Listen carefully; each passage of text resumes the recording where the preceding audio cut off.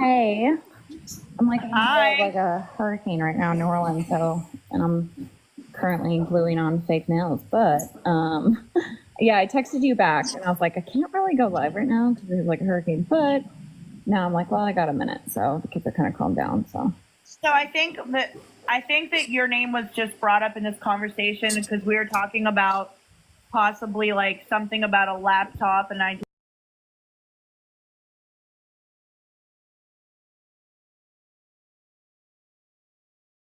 a laptop or anything at all was March 30th. Yes. And I think I was there in Hendersonville that day. Yes. And I think I was there two women who in were Hendersonville there before me that day. with Skip Now from there was United two Cajun women Navy, who were there and they had actually before set up me stuff for Riley with Strain. Skip from And United Cajun their Navy, names were and they had actually set up stuff for B&A. Riley Strain, and their names were B and A, Riley. DNA. B. That were on the live stream with you for Riley when they found the debit card. No. Oh, they went up there. They met me in Hendersonville. We went searching for a day. They came up. Yeah, that's what I was talking about. I was just No. clarifying that too. You're The talking two about. women I'm referring to that were helping with like flyers and stuff and all that, like in general, pretty much they did the sign up, like they were volunteering. They ended up volunteering like United Cajun Navy.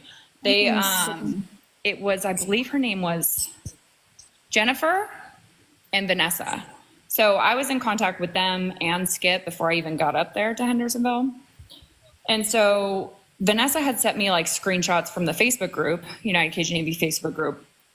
And some of them were like accusing me of like murdering Riley Strain and stuff. Like, I'm not even kidding. It was just bizarre stuff she sent me. But in one of the screenshots, it was something about accusing Vanessa.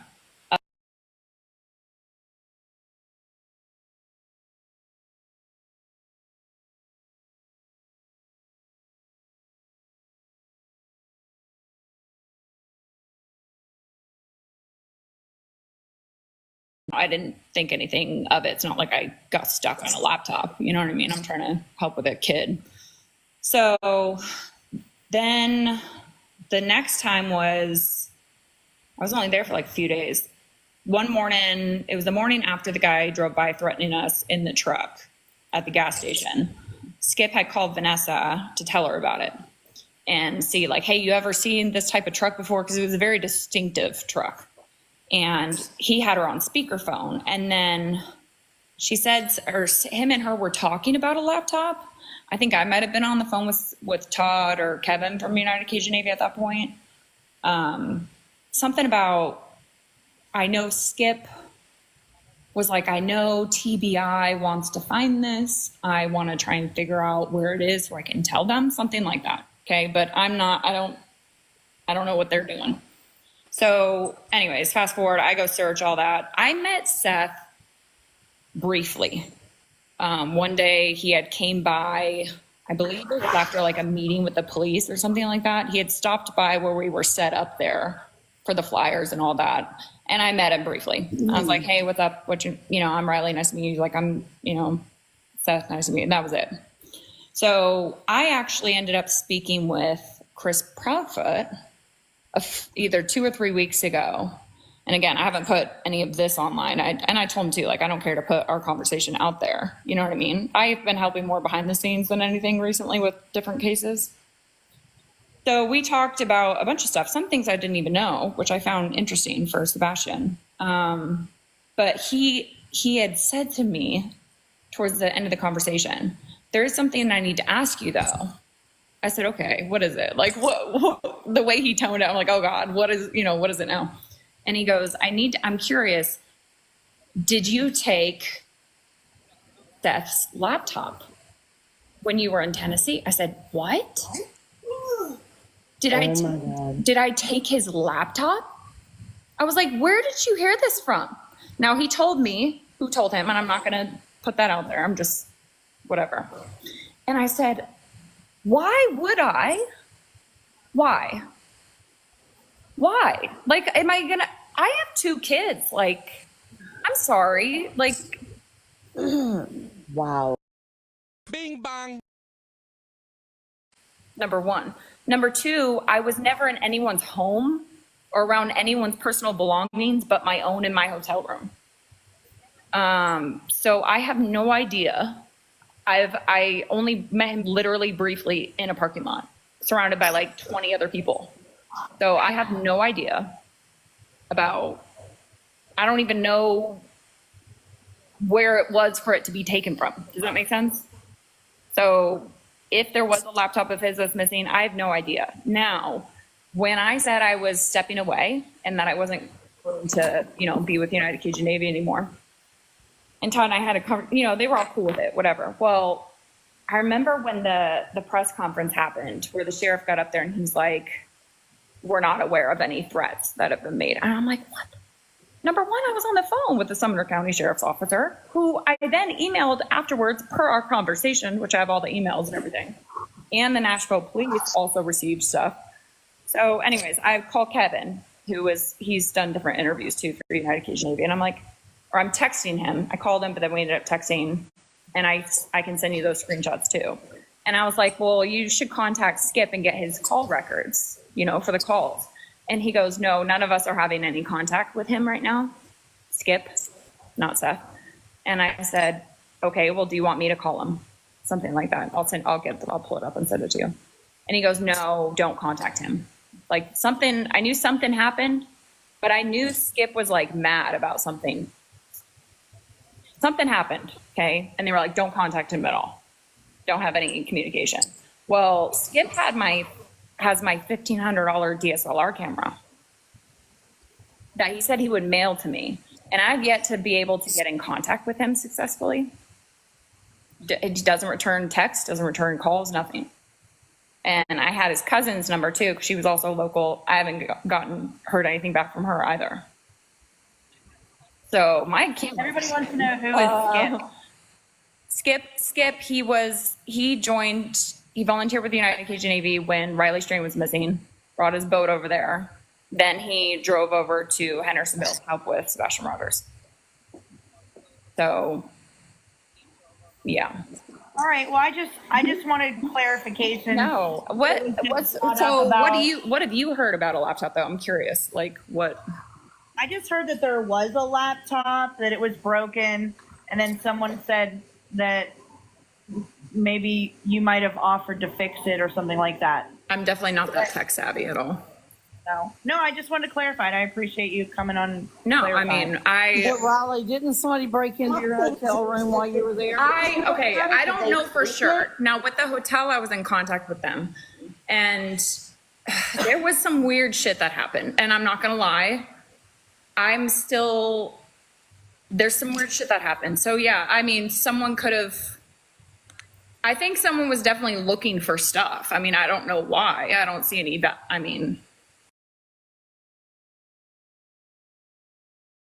was a metal hook device, somewhat bent metal.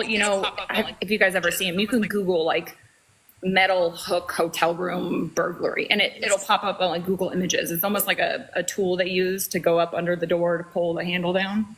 It looked like part of it was left on my floor in my hotel. Weird. So did you say at any point that you felt like you were followed? Because I heard that as well. Oh, we were. No, we 100% were. So there was an evening, and I can get the dates and all that. Now that was all reported to the police.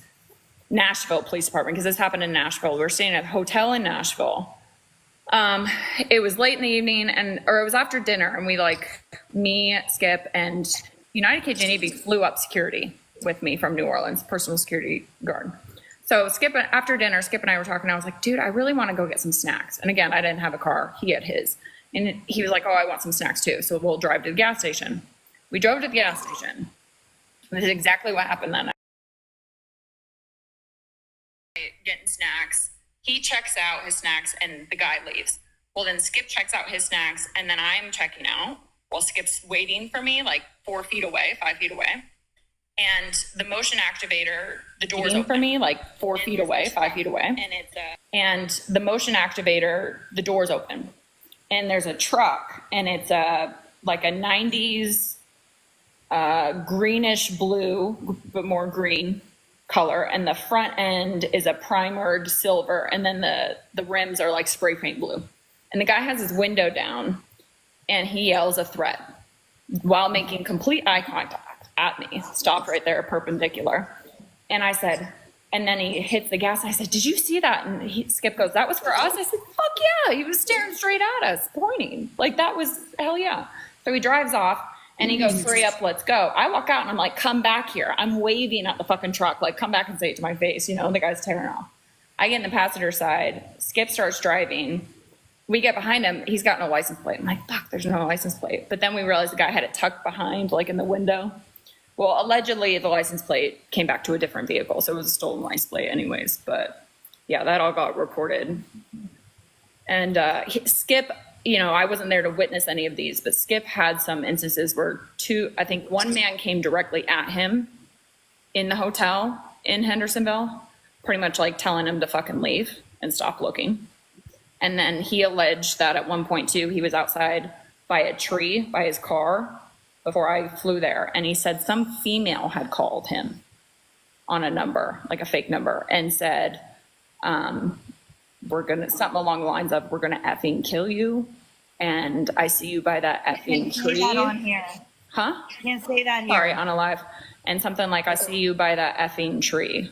So that was, he told all that to not only Sumner County, but he also was in contact with TBI, and then also TBI that was on Riley Strain's case too, because I was sitting next to him when he ended up was on the phone with like Riley Strain's dad talking to him. So, yeah. So did you ever have you never saw Seth's laptop then? No, there wouldn't even be an opportunity for me to see it. Okay. I briefly met him one time. Because that was a big story thing I that can you found think of something inappropriate. The only thing I can think of would be when I think it was when I met him.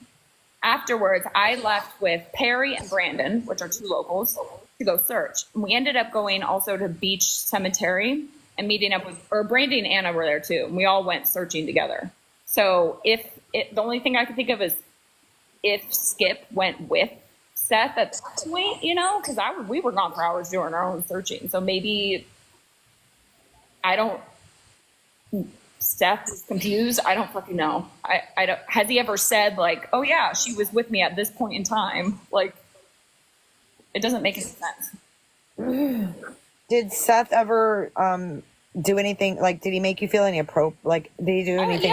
Yeah. He says, "Yeah, I have a full ass." There's a phone call recorded, and then there's also one recorded from body cam footage. So, yeah, he made me feel uncomfortable, and then he also made other women feel uncomfortable too.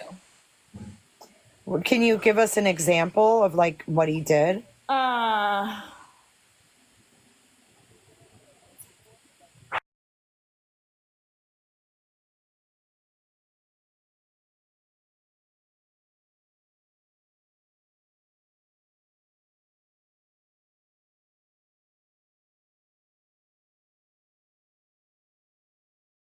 I looked at my phone, and Seth had texted me. Now, Seth and I spoke to him briefly before I flew up here, like, hey, what's your son's favorite food? What's his favorite place? You know, that type of thing. So when I didn't really talk to him at all. So I see my phone, I look down at my phone, and there's a text like, hey, how are you doing? Or something like that. And I'll send you all that too. I don't care. And I found it really weird. And I said, mute the phone, because he had him on the car phone, Skip did. And I said, what time did you call him and tell him like that happened this evening with the guy in the truck? And he looks at the timestamp, and I look at my phone, and Seth had texted me before Skip called him.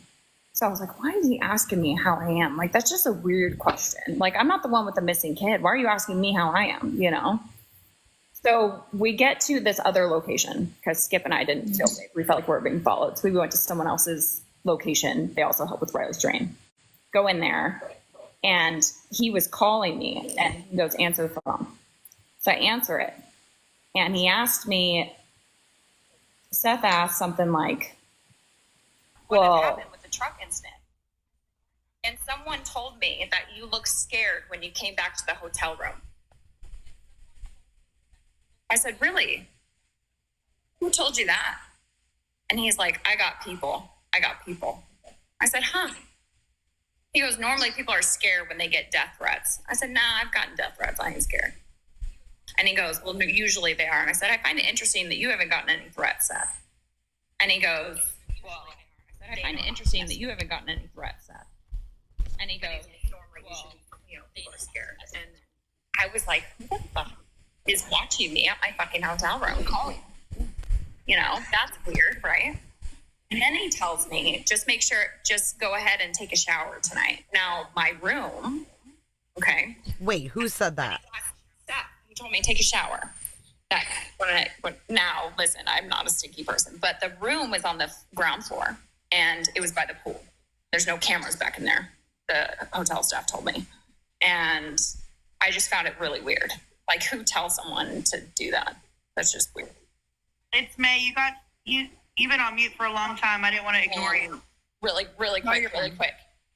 So Seth straight up says to Skip, because Skip didn't say anything about us being together, none of that.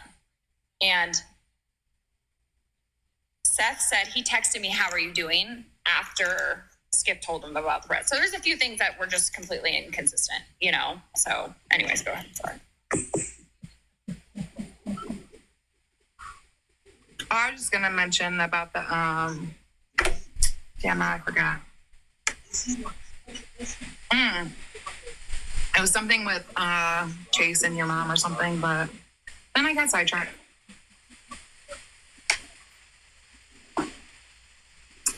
Is Crabtree coming on or no? Let me message him. Ooh, yes. Yeah. Sorry if I'm confusing y'all. Sometimes my brain doesn't keep things like in chronological order. So but I'll send it to Barbecue if she wants to post it. She can. And I sent the whole part of the recorded call to straight up, Chris. I'm like, here you go, Chris. Here's the I have nothing to hide, And part of me, I really don't feel like any of the parents had anything to do with it. I'm gonna be honest. I think he either met someone online, or he ran away, and someone. Do you have any of the texts you can put up in green screen? I know the chat's asking. I sent them to you. If you want to use them, you can. You want to green screen? I don't know. I personally think Seth is getting a little sus lately. He's been doing some crazy shit that has a lot of people. I'm gonna say it. Well, no. I don't know. It's been a long time, so It There has was a call that I listened in on before I even went. They're not being sniped. I'm on the panel, idiot. And it was between Skip and Seth. Now, Seth did not know I was listening into this call. And it was 2 hours long. I don't know. I was listening about an hour. Well, Skip had asked Seth, hypothetically, if you can think of 3 scenarios that could have happened to your son, what would it be? Pretty much, what would you think could be different possibilities? And he said one of the possibilities could be Katie getting angry and starting to hit, but then he went into detail and was describing brain matter and gushing this and that. And I mean, I didn't even know it was his stepfather, or I didn't even know it was his father on the phone, but I'm texting another United Cajun Navy and I said, whoever the hell is on the phone did it. Whoever's on this phone right now did it, because it sounds like they're telling on themselves. Now, then he went on to say something like, I imagine him in a well. I imagine him with a broken leg down, screaming for help up above. Now I've been told that this call was all recorded, sent in where it needs to go, but who's to say? I don't know. I don't know why he said those things. I don't know why he did those things. It doesn't make sense to me why you would describe a possible scenario of your child being unalived in such detail. I found it weird. Now, I've been told that he was at work. Chris Crawford said, yeah, he was at work. He's whatever. So, I don't know. Maybe he was having nightmares about it. Maybe he was having scary dreams. Who knows? So when were you there? What dates were you there? I'd have to check. I think Was it March or April or? Yeah, March, end of March. It was in March. Okay. So when the Cajun Navy was there, you were there. I was with them, yeah. Okay. So have you ever met with or spoken with Tony Mathis? No. Never. No, and I've never watched anything on TikTok either. So I stepped away soon after I think around the from the press conference, just because it was misunderstanding and kind of like just I'm not going to do this right now. And plus, stuff's turned into kind of circusy around it. So, and then I also have been taking a break from missing people and true crime in general. But yeah, I heard that there was a PI. I heard that some crazy stuff was going on live, but I don't even know what he looks like. I can't tell you. Riley, did you change okay, so when you first went there with the Cajun Navy, what was your impression like? Were you guys called in by Seth?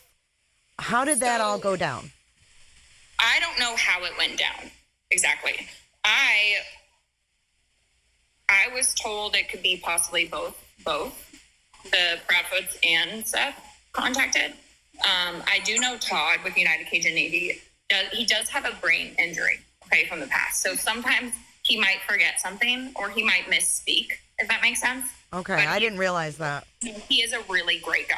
Like, he really is. But I got to know kind of like, okay, let me remind you, like, you know, and yeah, so he said that it was Seth, but it could have been Katie first or Seth first, or who knows who was first. But yeah, they wanted them up there.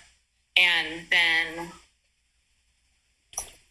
I know that the Proudfoots were even going to be willing to let United Cajun Navy bring the dogs around the house to smell around the house and everything too. So United Cajun Navy was in contact with both sides, you know, very much just trying to help out. Now, when the dog incident happened, I was put on the call with the Army Corps of Engineers at that property.